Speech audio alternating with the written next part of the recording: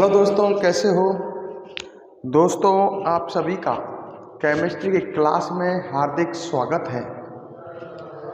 दोस्तों, मेरा नाम संतोष साहू है और हम पढ़ रहे हैं 11th क्लास की ऑर्गेनिक सब्जेक्ट ऑर्गेनिक केमिस्ट्री पढ़ रहे हैं। दोस्तों, मैं आपको IUPAC नाम पद्धति पढ़ा रहा था। आपको ध्यान होगा IUPAC नाम जो होता है वो 3 पदों में लिखा जाता है। ध्यान है, IUPAC नाम 3 पदों में लिखते हैं। सबसे पहला पद, सबसे पहले अपन क्या करते हैं, सबसे पहले कार्बन की श्रृंखला का चयन करते हैं। सही है, ध्यान होगा IUPAC नाम 3 पदों में लिखा जाता है। सबसे पहले कार्बन की श्रृंखला का चयन करते हैं, ये आपको मैं बता चुका हूँ कि कैसे करते हैं, नियम बता चुका हूँ। और दूसरा पद फिर क्या करते हैं, चयन की गई कार्बन की श्रृंखला में नंबरिंग करते हैं।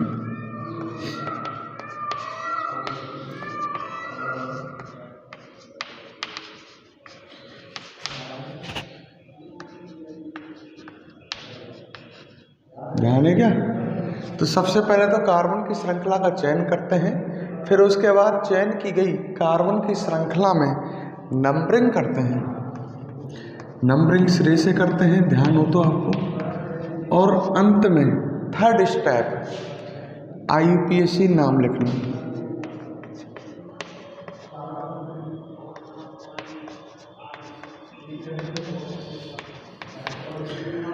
फिर IUPAC नाम लिखते हैं।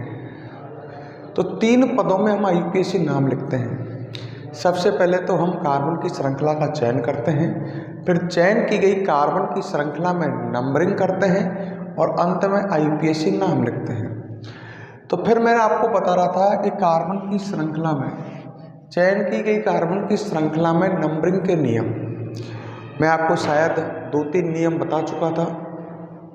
मैंने कहा था नंबरिंग के नियम पढ़ा रहा था मैं। हाँ, तो चयन की गई कार्बन की श्रृंखला में नंबरिंग कैसे करते हैं ये मैं आपको सिखा रहा था। पहला नियम बताया था, नंबरिंग करते समय क्रियात्मक समूह, द्विबंध, त्रिबंध या प्रतिस्थापी से जुड़े कार्बन को न्यूनतम संभव अंक देते हैं। ध्यान है क्या? मतलब नंबरिंग करते समय क्रियात्मक समूह, द्विबंध, त्रिबंध या प्रतिस्थापी से जुड़े कार्बन को न्यूनतम संभव अंक देते हैं। क्लियर? अच्छा, दूसरा क्या बताया था मैंने आपको?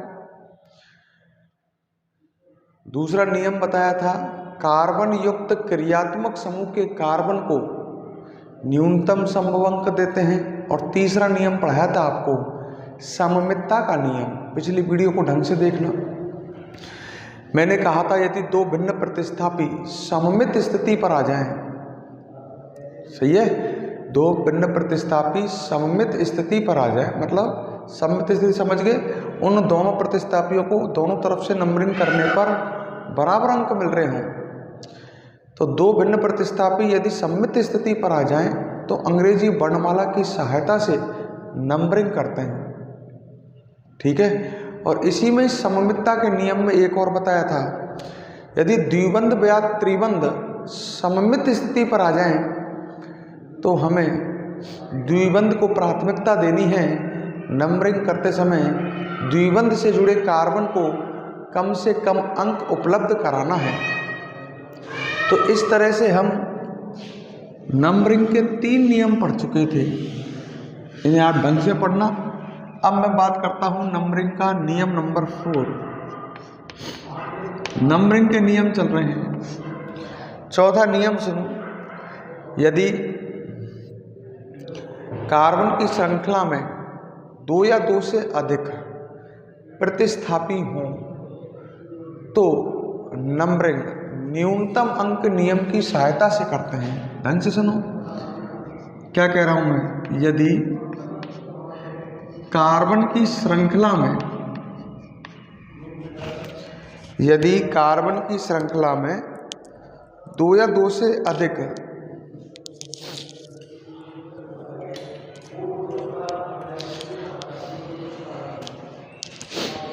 यदि कार्बन की श्रृंखला में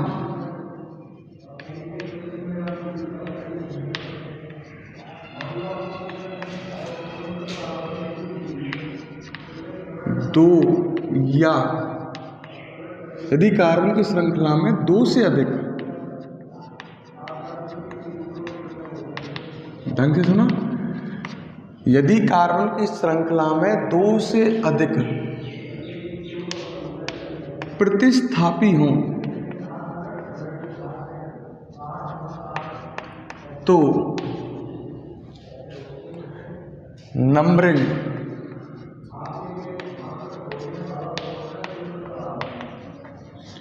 न्यूनतम अंक नियम की सहायता से करते हैं।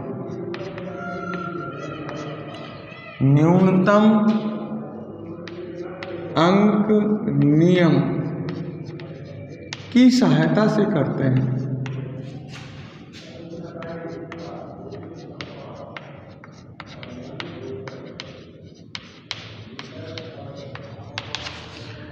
ठीक है, यदि कार्बन की श्रृंखला में दो से अधिक प्रतिस्थापी हों तो नंबरिंग न्यूनतम अंक नियम की सहायता से करते हैं। क्लियर? अब कैसे लगाते हैं न्यूनतम अंक नियम, ढंग से देखो। मैं आपको एग्जांपल देता हूं, जैसे मैंने लिखा CH3 CH2 CHBr CH Cl CH2 CH CH3 और CH2 CH3। क्लियर? अच्छा, इसमें आप देखो सबसे पहला काम होगा आपका कार्बन की श्रृंखला का चयन। तो ये आपको बड़ी कार्बन की श्रृंखला दिख रही होगी, इसका आप आसानी से चयन कर लोगे। कर लिया? अब इसमें आपको क्या करनी है, नंबरिंग। अब नंबरिंग देखो, आप दोनों तरफ से करके देख लो। नंबरिंग क्या तो इधर से होगी या उधर से होगी, जैसे भी हो कर लो। 1 2 3 4 5 6 7 8 और एक नंबरिंग इधर से जाएगी 1 2 3 4 5 6 7 और 8। क्लियर? तो हमने दोनों तरफ से नंबरिंग कर ली। अब न्यूनतम अंक नियम लगाना पड़ेगा, क्योंकि आप देखो कार्बन की श्रृंखला का चयन करने के बाद बाहर दो ही चीज दिखती हैं, या तो क्रियात्मक समूह या प्रतिस्थापी। यहाँ ये तीनों बाहर दिख रहे हैं, ये दोनों हैलोजन है, ये हाइड्रोकार्बन मूलक है। तो ये तीनों कौन है, प्रतिस्थापी हैं। और मैं कह रहा हूँ यदि कार्बन की श्रृंखला में दो या दो से अधिक प्रतिस्थापी हों तो नंबरिंग न्यूनतम अंक नियम की सहायता से करते हैं। तो हम कौन सा नियम लगाने जाएंगे अब, न्यूनतम अंक नियम। लगाओ भाई, न्यूनतम अंक नियम कैसे लगेगा, सोचो, देखो इधर सामने समझो। जैसे मैं आपको कहूं भाई ऊपर वाली नंबरिंग को देखो आप, है ऊपर वाली नंबरिंग में प्रतिस्थापी कौन कौन से नंबर पर है। तो लड़के ने कहा एक तो 3 पर, एक 4 पर और एक 6 पर। ऊपर वाली नंबरिंग में 3 पर, 4 पर और 6 पर, सही है। और नीचे वाली नंबरिंग में, नीचे वाली नंबरिंग देखो 1 2 3, तो प्रतिस्थापी 3 पर है, 5 पर है और 6 पर है।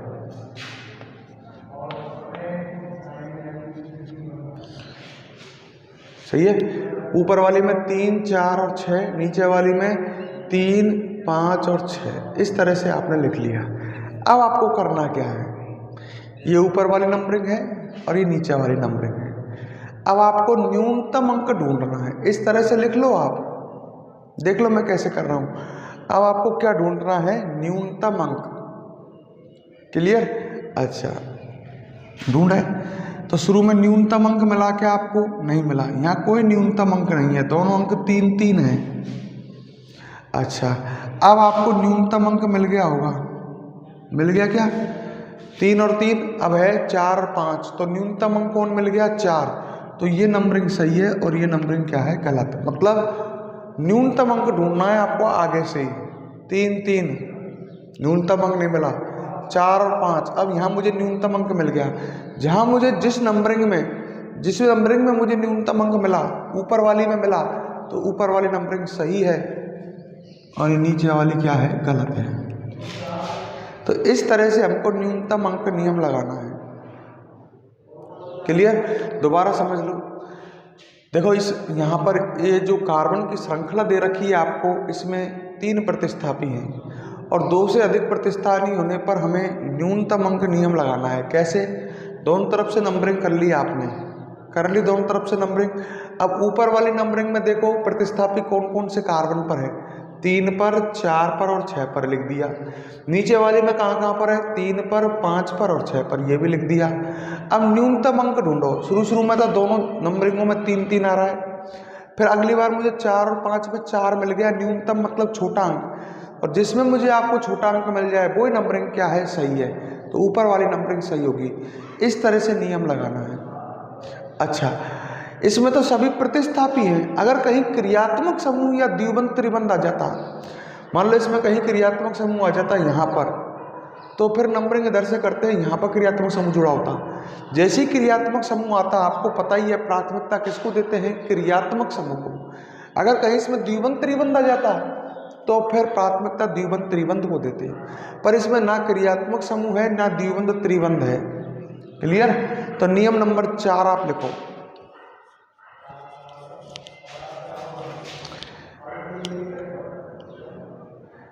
लिखो,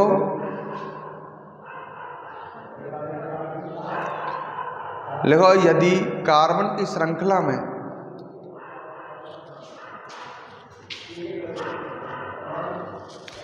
यदि कार्बन की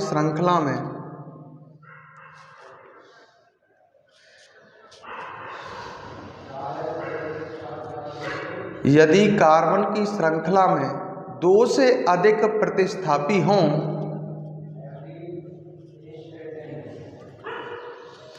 यदि कार्बन की श्रृंखला में 2 से अधिक प्रतिस्थापी हों तो नंबरिंग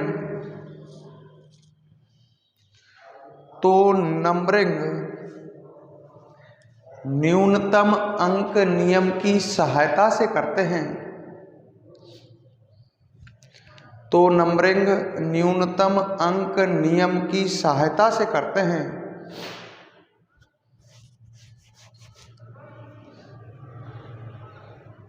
ठीक है?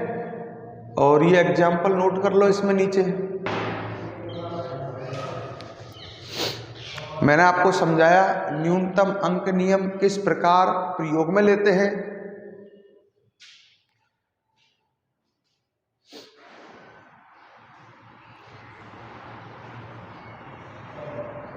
फटाफट लिखें।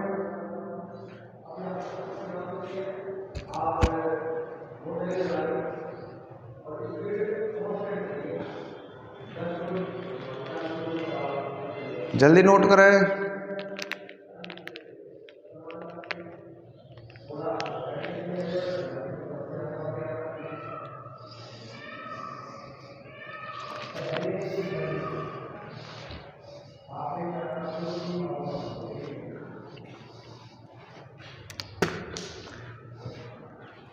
बढ़े आगे।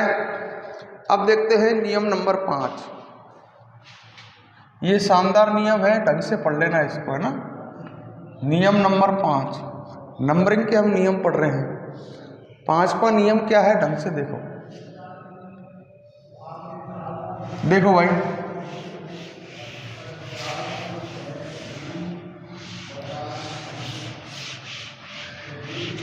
हाँ, नियम नंबर 5 देखो, सुनो पहले। यदि कार्बनिक यौगिक में 2 या 2 से अधिक जैड समूह हों तो एक जैड समूह क्रियात्मक समूह होता है, वह अन्य जैड समूह प्रतिस्थापी बन जाते हैं। मैं लिखता हूं जो समझ में आएगा, ढंग से देख लो और ढंग से पढ़ो। यदि कार्बनिक यौगिक में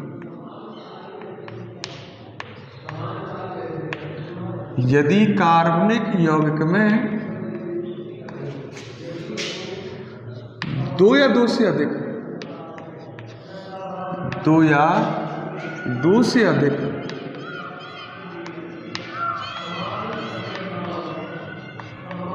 जेड समूह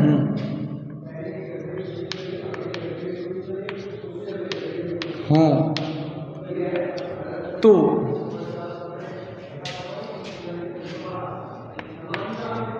एक जेड समूह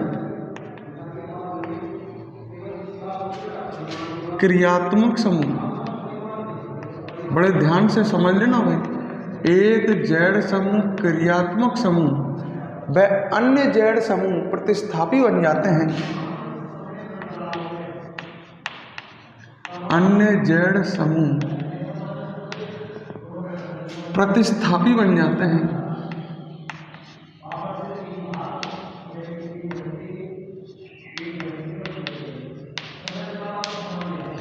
क्लियर कर लो भाई नियम। यदि कार्बनिक यौगिक में दो या दो से अधिक आपको जेड समूह दिखें, जेड समूह आपने पढ़े थे सिस्टम फर्स्ट में, सिस्टम सेकंड में। यदि कार्बनिक यौगिक में दो या दो से अधिक आपको जेड समूह दिखें तो एक जेड समूह तो क्रियात्मक समूह व अन्य जेड समूह क्या बन जाते हैं? प्रतिस्थापी बन जाते हैं। मैं आपके सामने एग्जांपल देता हूं, जैसे मैंने लिखा CH3,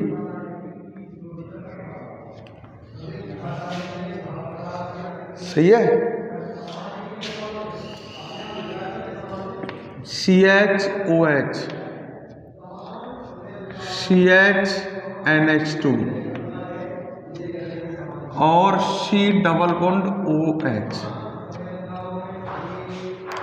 ठीक है। अब यहां पर आप देखें, कार्बन की श्रृंखला का चयन करें। कार्बन युक्त क्रियात्मक समूह के कार्बन को श्रृंखला में ले लेंगे, जेड समूह के, कर लिया। तो ये तो हो गया कार्बन की श्रृंखला का चयन। अब रुक जा, नंबरिंग करने के लिए रुक जा। इस कार्बनिक यौगिक में देखो कितने जेड समूह हैं? एक OH जेड समूह है सिस्टम फर्स्ट का। NH2 ये भी जेड समूह है सिस्टम फर्स्ट का। COOH ये भी जेड समूह है, C डबल बॉन्ड OH ये सिस्टम सेकंड का जेड समूह है। तो इसमें कितने जेड समूह हैं? 3। इनमें से एक जेड समूह तो बनेगा क्रियात्मक समूह, ये तो बनेगा इसमें क्रियात्मक समूह, और ये दोनों जेड समूह जो हैं ये बन जाएंगे इसमें क्या? प्रतिस्थापी। लड़का कहता है, अब लड़के के दिमाग में ये कह रहा हूं, यदि कार्बनिक यौगिक में दो या दो से अधिक जेड समूह हो तो एक जेड समूह क्रियात्मक समूह बन जाएगा, अन्य जेड समूह, ढंग से सुन लेना, क्या बन जाएंगे? प्रतिस्थापी। ये प्रतिस्थापी होंगे।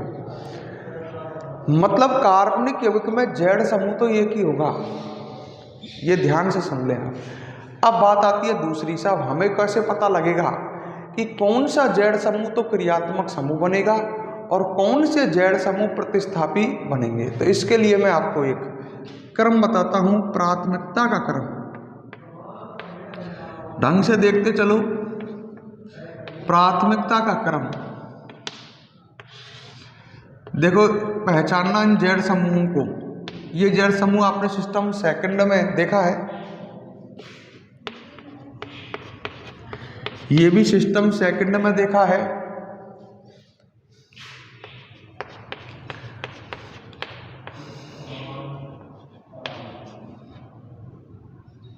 इसमें एक रह गया,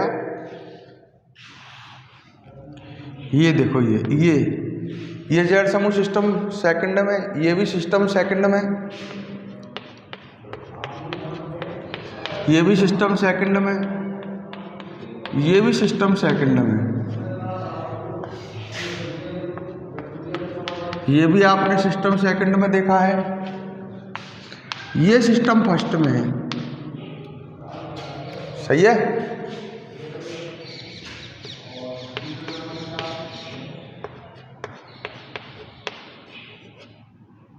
अब देख लो ढंग से, ये क्रम आपको याद रखना है, मतलब इसको प्रायोरिटी देनी है आपको सबसे पहले। अब देखो जैसे मैं समझाता हूँ, यहाँ पर तीनों आए थे, ये एक तो ये आया था इस कार्बनिक यौगिक में, एक ये आया था और एक ये आया था। तो इनमें प्राथमिकता का क्रम ये है कि इन तीनों में प्राथमिकता इसको जाएगी, ये पहले आ रहा है। तो सबसे पहले इसको प्राथमिकता देंगे अपन, तो ये बनेगा क्रियात्मक समूह, ये दोनों बन गए प्रतिस्थापी। अगर ये होता कार्बनिक यौगिक में तो ये क्रियात्मक समूह बनता, ये नहीं है, ये होता तो ये क्रियात्मक समूह बनता, ये दोनों नहीं है, ये होता तो ये बन जाता, ये चारों नहीं है, ये है तो ये बन जाता। तो इस आधार पर, इस क्रम के आधार पर हम निर्धारित करेंगे कि कौन क्रियात्मक समूह बनेगा और कौन प्रतिस्थापी बनेगा। क्लियर? आपको एक एग्जाम्पल और दूंगा, पर उससे पहले नियम नंबर 5 लिखे हैं आप। लिखो, यदि कार्बनिक यौगिक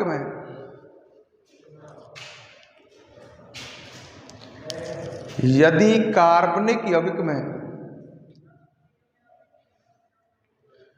दो या दो से अधिक Z समूह हों,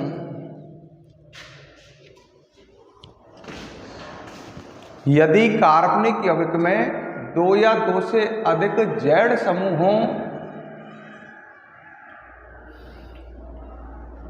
नियम नंबर 5 है, यदि कार्बनिक यौगिक में 2 या 2 से अधिक Z समूह हों तो एक Z समूह क्रियात्मक समूह,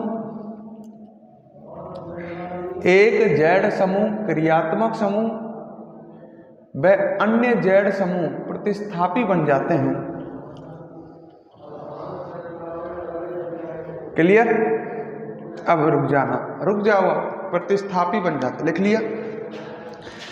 तो इन तीनों में सीनियर कौन है, मतलब पहले कौन आ रहा है? ये आ रहा है, तो ये बन गया क्रियात्मक समूह।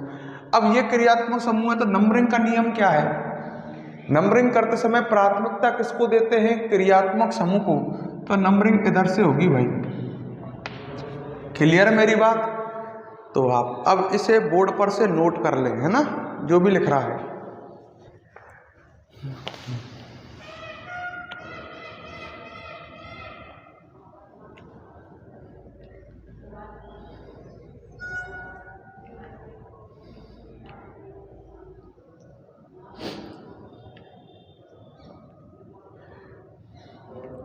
नोट कर लें आप।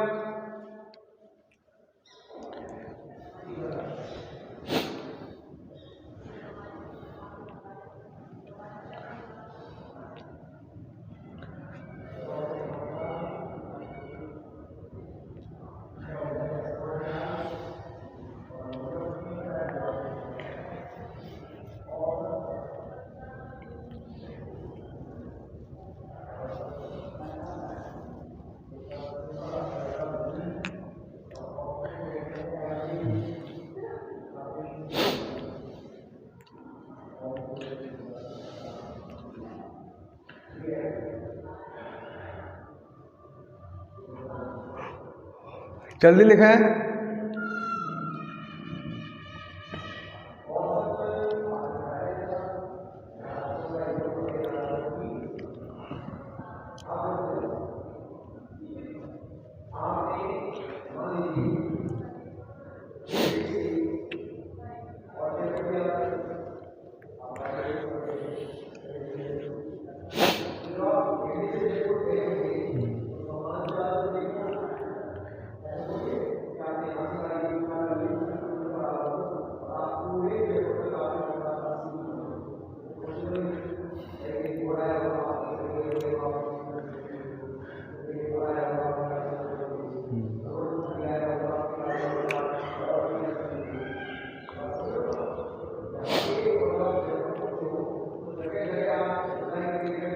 फटाफट लिखें।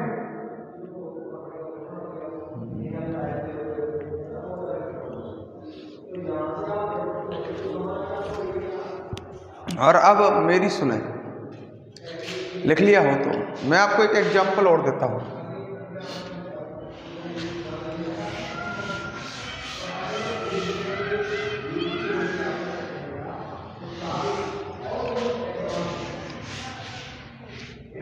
जैसे मैंने आपके सामने लिखा CH3 C double bond O C double bond CH2 C double bond OH। ठीक है, अच्छा, सबसे पहले आप कार्बन की श्रृंखला का चयन करोगे। अच्छा, अब इसमें दो जेड समूह हैं। देखो, एक तो ये वाला और एक ये वाला, पहचान गए। ये वाला ये रहा और ये वाला ये रहा। दोनों में पहले कौन है? दोनों में पहले ये है, तो ये तो बनेगा क्रियात्मक समूह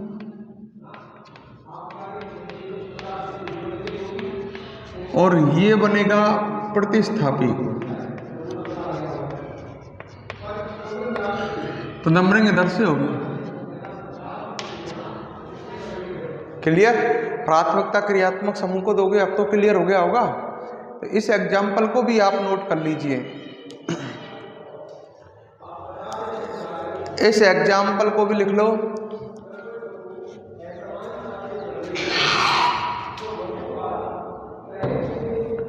फटाफट।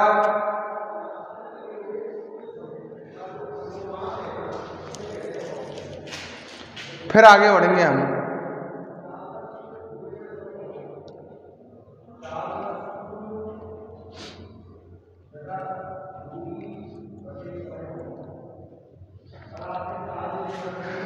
ठीक है। अच्छा, अब सुनो मेरी बात। वीडियो को पॉज करके लिखा करो यार, आपसे इतनी बार कह दिया है। अब मेरी बात आप सुनो ढंग से। मैंने कहा था IUPAC नाम 3 पदों में लिखा जाता है। सबसे पहले कार्बन की श्रृंखला का चयन करते हैं। इसके मैंने आपको 2 नियम बताए थे। फिर चयन की गई कार्बन की श्रृंखला में नंबरिंग करते हैं। नंबरिंग के मैंने आपको 5 नियम बताए। अब थर्ड स्टेप में आप क्या लिखते हैं? IUPAC नाम, ये लिखते हैं ना। तो अब मैं आपको सिखाऊंगा IUPAC नाम लिखना। क्लियर? तो अब देखो IUPAC नाम लिखने का तरीका।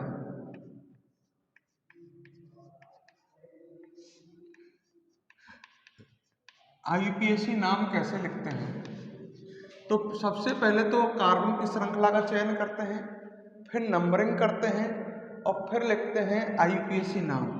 तो आप पढ़ोगे IUPAC नाम लिखने का तरीका।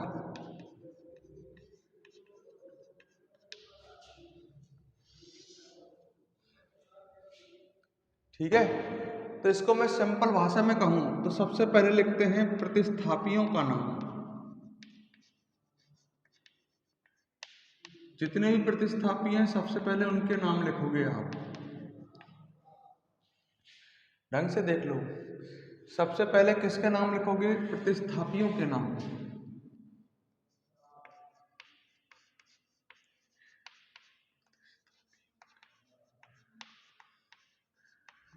तो सबसे पहले आपको प्रतिस्थापियों के नाम लिखने हैं। प्रतिस्थापियों के नाम लिखने के बाद आपको एल्क लिखना है। एल्क जानते हो ना? कार्बन की संख्या के आधार पर मैथ, एथ, प्रोप, ब्यूट, वो लिखने हैं। फिर NE9, आपको इनमें से शब्द लगाना है, कोई NE9 में से। और अंत में लिखना है आपको क्रियात्मक समूह का अनुलग्न। अंत में आपको क्रियात्मक समूह का अनुलग्न लिखना है। तो ऐसे नामकरण करना है। IUPAC नाम लिखने का तरीका देख लो। सबसे पहले प्रतिस्थापियों के नाम, फिर एल्क, फिर NE9, फिर क्रियात्मक समूह का अनुलग्न। सही है? अच्छा, इसको दूसरे तरह से भी लिख सकते हैं। ढंग से देखो। अब मैं इसको एक अलग तरीके से आपके सामने लिखने जा रहा हूं। तो IUPAC नाम लिखने का यह तरीका होगा। प्रतिस्थापियों के नाम को पूर्वलग्न भी कहते हैं। तो मैं ऐसे भी कह सकता हूं, सबसे पहले आपको पूर्वलग्न लिखने हैं, फिर मूल शब्द लिखना है। क्या लिखना है? मूल शब्द। मूल शब्द होते हैं एल्क, पूर्व लग्न कौन होते हैं? प्रतिस्थापियों के नाम। देखो ये हो गया मूल शब्द एल का, मैथ एथ, समझ गए, मैथ एथ प्रॉप ब्रूट वगैरह, ये तो मूल शब्द हो गए। इनसे जो आगे लिखा होगा वो तो पूर्व लग्न हो गया। तो प्रतिस्थापियों के नाम तो पूर्व लग्न बन गए। पढ़ा होगा, जो आगे लिखते हैं वो तो पूर्व लग्न, और जो बाद में लिखे जाते हैं वो अनुलग्न। तो मूल शब्द हो गया ये एल्क। इससे पहले आप पूर्व लग्न लिखोगे। पूर्व लग्न का मतलब प्रतिस्थापियों के नाम लिखोगे। फिर लिखोगे आप प्राथमिक अनुलग्न।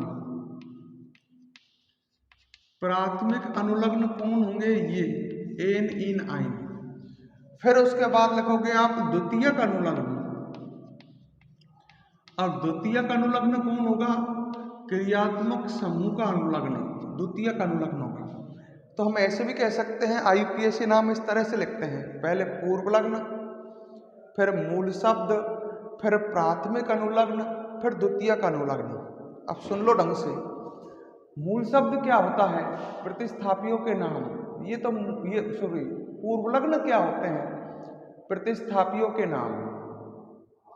मूल शब्द क्या होता है? एल्क।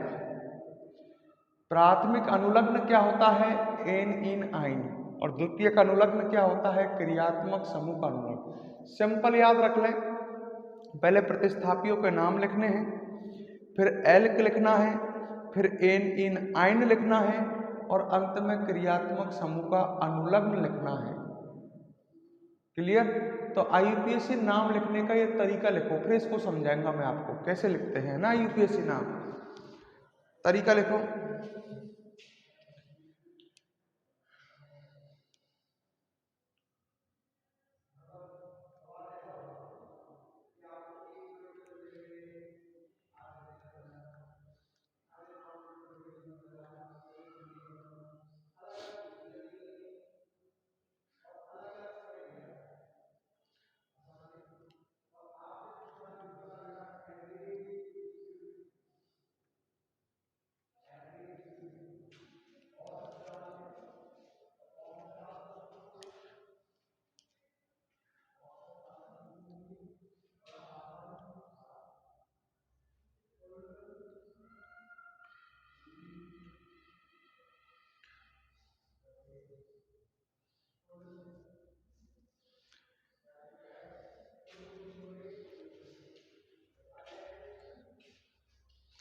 लिख लिया?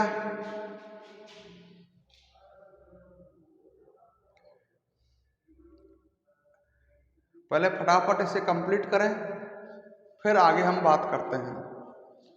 लिख लो इसे यहां तक।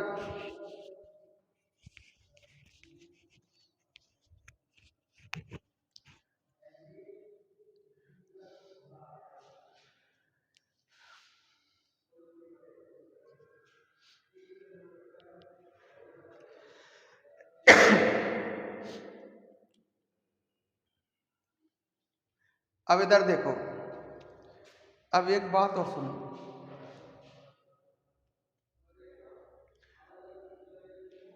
एक बात मैं यहां स्टार लगा करके लिख रहा हूं, सुनो। IUPAC नाम में प्रतिस्थापियों के नाम से पूर्व, जो भी प्रतिस्थापी है ना, उनके नाम से पूर्व, इन व आइन से पूर्व, एन नहीं, इन और आइन से पूर्व, ठीक है, तथा क्रियात्मक समूह के अनुलग्न से पूर्व। 3 जगह बोली मैंने। प्रतिस्थापियों के नाम से पूर्व, इन व आइन से नाम, इन या आइन से पूर्व, तथा क्रियात्मक समूह के अनुलग्न से पूर्व अंक लिखे जाते हैं। अंक मतलब 1 2 3 ऐसे, है ना। तो इस बात को और देखो, जो मैं स्टार लगा करके कह रहा हूं, IUPAC नाम में, IUPAC नाम में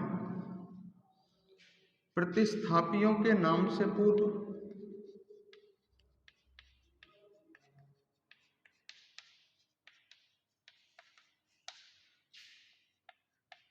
प्रतिस्थापियों के नाम से पूर्व, नाम से पहले, कॉमा, इन आइन से पहले,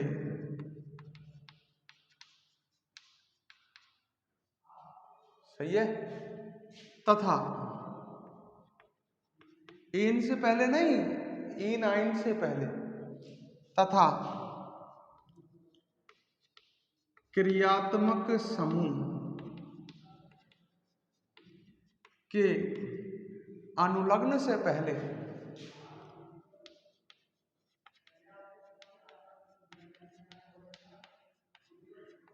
अंक लिखे जाते हैं। अब कैसे लिखे जाते हैं वो तो मैं आपको समझाऊंगा, है ना। तो अंक 3 जी के लिखे जाते हैं, आप तो ये याद रखो। एक प्रतिस्थापियों के नाम से पहले, दूसरा इन व आइन से पहले, और नंबर 3 क्रियात्मक समूह के अनुलग्न से पहले। तो ये लाइन भी लिख लो जो मैंने अभी लिखाई है, लिखो स्टार लगा करके नीचे लिखो। IUPAC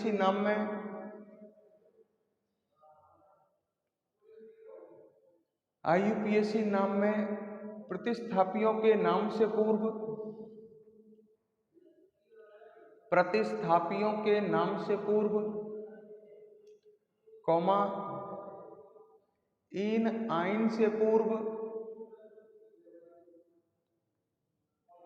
इन आइन से पूर्व, तथा क्रियात्मक समूह के अनुलग्न से पूर्व,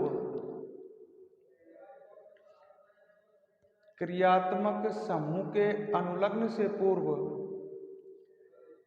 अंक लिखे जाते हैं। हाँ, क्रियात्मक समूह के अनुलग्न से पूर्व अंक लिखे जाते हैं।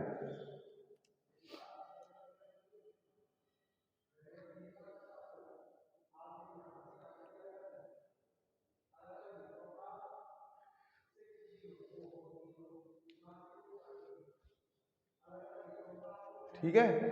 अच्छा देखो इधर मैं आपको थोड़ा सा एग्जाम्पल देता हूं जिससे आपके समझ में आए। ये लिख लिया आपने। अब देखो सामने मैं एक एग्जाम्पल देता हूं। जैसे मैंने लिखा CH3, CH3, CH2, CH3, सही है। अब इसका आपको मान लो IUPAC नाम लिखना है, तो बताओ सबसे पहले आप क्या करोगे। कार्बन की श्रृंखला का चयन। बेटा इसमें कार्बन श्रृंखला या तो ये आएगी 4 की या ये आएगी 4 की, या 3 की तो चयन करोगे नहीं, बड़ी कार्बन की श्रृंखला चयन करनी है तो 4 की आ जाएगी। ये प्रतिस्थापी बन गया। आपको खूब पता है कार्बन की श्रृंखला का चयन करने के बाद बाहर 2 ही चीज दिखती हैं, या तो क्रियात्मक समूह या प्रतिस्थापी। ये मेथिल है, हाइड्रोकार्बन मूलक है। ये IUPAC पद्धति में प्रतिस्थापी होता है। तो बेटा नंबरिंग इधर से करेगा, यहाँ पर प्राथमिकता नंबरिंग करते समय किसको देगा, प्रतिस्थापी को। इधर से नंबरिंग करेगा तो प्रतिस्थापी से जुड़े कार्बन को 2 नंबर आएगा, इधर से 3। ये नंबरिंग भी हो गई। अब नाम लिखते हैं। नाम लिखने का तरीका, सबसे पहले प्रतिस्थापियों के नाम लिखते हैं। इनका नाम आप जानते हो, ये हाइड्रोकार्बन मूलक है, इसका नाम मेथिल है, तो सबसे पहले लिखोगे आप मेथिल। अच्छा मैंने एक बात और कही अभी, प्रतिस्थापियों के नाम से पहले अंक लिखे जाते हैं। तो देखो ये 2 नंबर के कार्बन से जुड़ रहा है तो अंक लग जाएगा 2।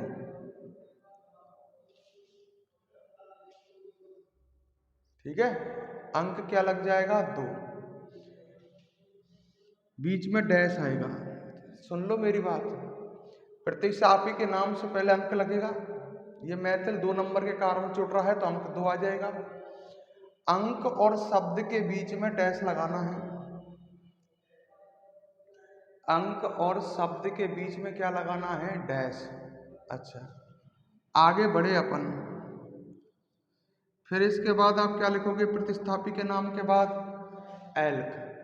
एल्क कैसे लिखा जाएगा, सुन लेना शब्द, कार्बन की श्रृंखला में उपस्थित कार्बन परमाणुओं की संख्या के आधार पर। श्रृंखला में आपको दिख रहा होगा कितने कार्बन है, 4। तो एल्क क्या लिखते हैं, 4 के लिए आपने पढ़ा है ब्यूट। लिख दिया। फिर एन इन आयन का नंबर है।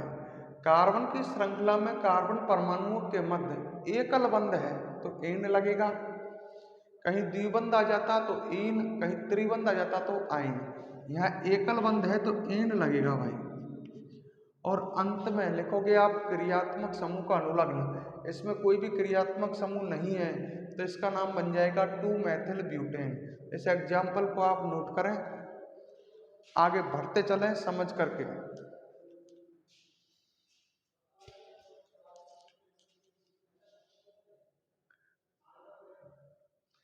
तो इसका नाम बन गया 2 मेथिल ब्यूटेन।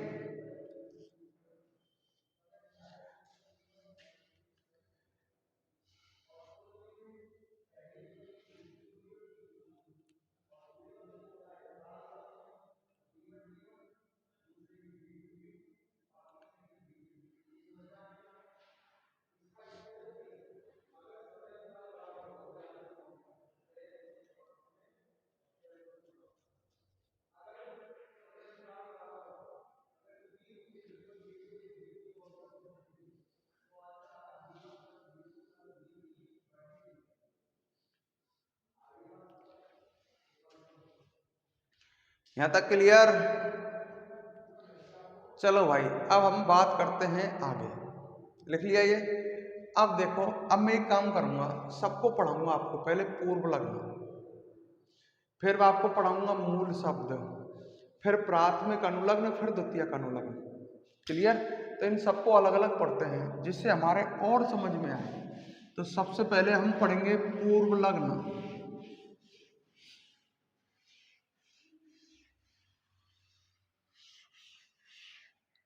ठीक है?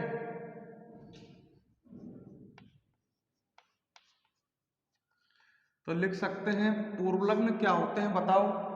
अभी थोड़ी देर पहले बताया था प्रतिस्थापियों के नाम पूर्व लग्न कहलाते हैं। सही है? तो हम इसमें लिख सकते हैं कि भाई सिंपल ही प्रतिस्थापियों के नाम, प्रतिस्थापियों के नाम पूर्व लग्न कहलाते हैं।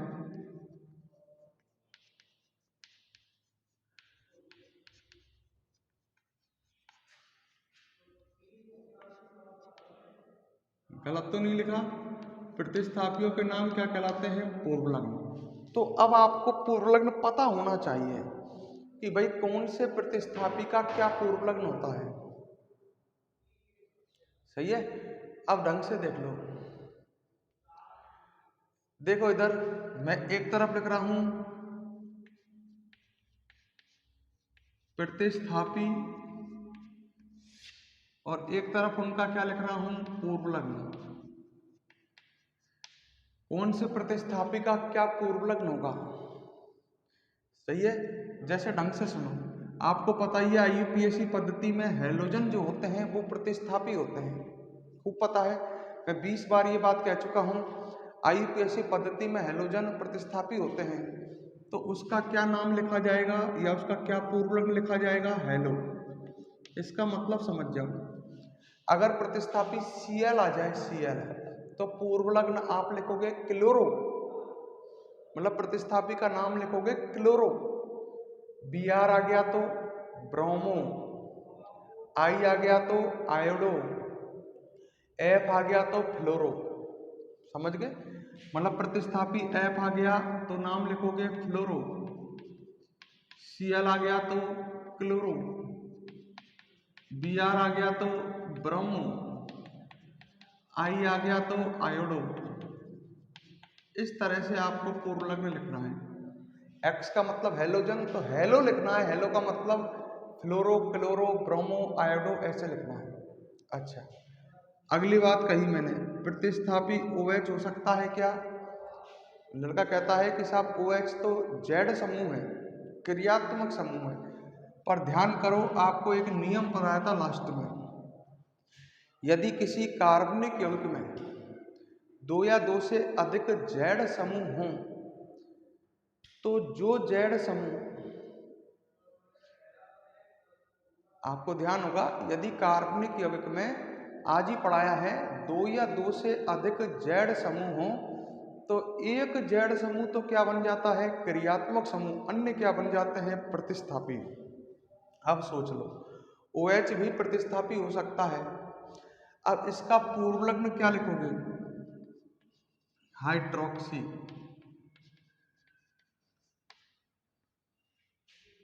सही है। SH, इसका पूर्व लग्न लिखोगे थायोक्सी।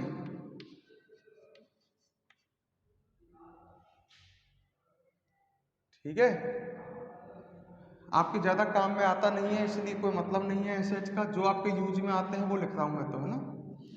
NO2 ये भी प्रतिस्थापी होता है, इसका पूर्व लग्न लिखोगे आप नाइट्रो। ढंग से देख लो, NO2 भी प्रतिस्थापी होता है। अच्छा, हेलोजनों की तरह, जो शब्द बोल रहा हूं ढंग से सुनना, IUPAC पद्धति में हेलोजन की तरह NO2 समूह, नाइट्रो समूह भी हमेशा प्रतिस्थापी ही होता है, ये कभी क्रियात्मक समूह नहीं होता। OH समूह क्रियात्मक समूह हो सकता है। सही है। अच्छा, और देख लो, NH2, इसका पूर्व लग्न लिखोगे एमिनो।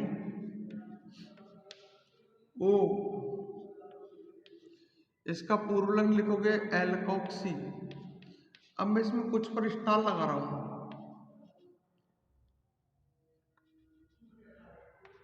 ये 3 पर मैंने स्टार लगाए, क्यों, क्योंकि ये IUPAC पद्धति में हमेशा क्या माने जाएंगे, प्रतिस्थापी। ये O ध्यान आ गया होगा, सिस्टम फर्स्ट का जेड समूह है, ये जेड समूह तो है, पर IUPAC पद्धति में ये भी हमेशा हेलोजन की तरह प्रतिस्थापी माना जाएगा।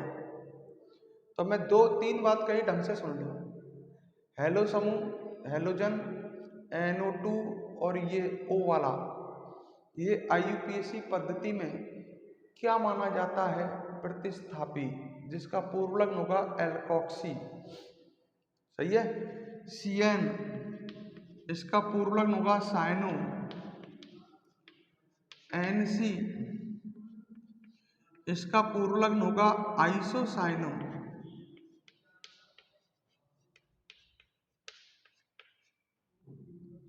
सही है। CN का पूर्व लग्न साइनो, NC का पूर्व लग्न क्या होगा, आइसोसाइनो। क्लियर। अब और देखो, C डबल बॉन्ड OH, ध्यान करो सिस्टम सेकंड में था ये जेड समूह, पर ये भी आपको पता है क्या बन सकता है, प्रतिस्थापी। अगर कोई इससे सीनियर आ गया, कार्बनिक यौगिक में 2 जेड समूह है और इससे सीनियर कोई जेड समूह है, तो वो तो बन जाएगा क्रियात्मक समूह, और दोस्तों इसको क्या बनना पड़ेगा, प्रतिस्थापी। इसका पूर्व लग्न लिखोगे आप formal. C double bond O, इसका पूर्व लग्न लिखोगे आप ऑक्सो।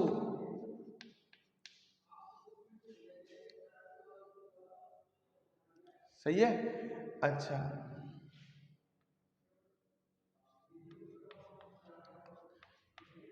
ध्यान करो, सिस्टम सेकंड का जेड समूह है, इससे अगर कोई अधिक सीनियर जेड समूह आ गया तो वो तो क्रियात्मक समूह बनेगा, ये क्या बन जाएगा, प्रतिस्थापी। इसका पूर्व लग्न होता है हेलो कार्बोनिल। मेरा कहने का मतलब समझ गए, जैसे अगर ये Cl होता तो क्या बन जाता, क्लोरोकार्बोनिल। सही है। CONH2, इसका पूर्व लग्न होता है कार्बोमाइल। कार्बोमाइल, ये आपको याद करने होंगे। अच्छा, कभी कभी, वैसे तो देखो और ढंग से सुनो, लड़का ये सोचता है कि ये क्यों लिखा, कभी कभी ऐसी स्थिति भी आ जाती है कि इसको, वैसे तो ये सबसे सीनियर है, आपको पता है, ये हमेशा क्या बनेगा, क्रियात्मक समूह, प्राथमिकता के क्रम में ये सबसे पहले है, तो ये हमेशा कौन होगा, क्रियात्मक समूह होगा। पर कभी कभी बेटा ऐसी स्थिति आएगी, मैं आपको बताऊंगा आगे, कि इसको भी क्या बनना पड़ जाता है, प्रतिस्थापी। जब ये प्रतिस्थापी बनेगा तो इसका पूर्व लग्न लिखोगे आप कार्बोक्सी। और मैं आपको बताता रहूंगा, पर आपको ये याद करने हैं, halo, hydroxy, nitro, amino, alkoxy, cyano, isocyano, formyl, oxo, halo carbonyl, carbamoyl, hydrocarboxy. अब ये आपको याद करने हैं भाई सभी पूर्व लग्न, तो इन्हें नोट करें आप, फिर हम आगे बढ़ेंगे। फटाफट वीडियो को पॉज करें, इन्हें नोट करें।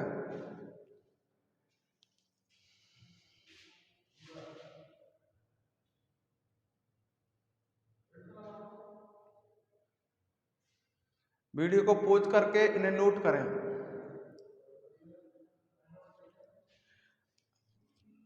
अब हम आपसे विदा लेते हैं और दोस्तों अब हम आपसे नेक्स्ट क्लास में मिलेंगे, ठीक है। नोट कर लेना, वीडियो को पॉज करके, पॉज कर लो, यहीं रोक दो और इसको नोट कर लो।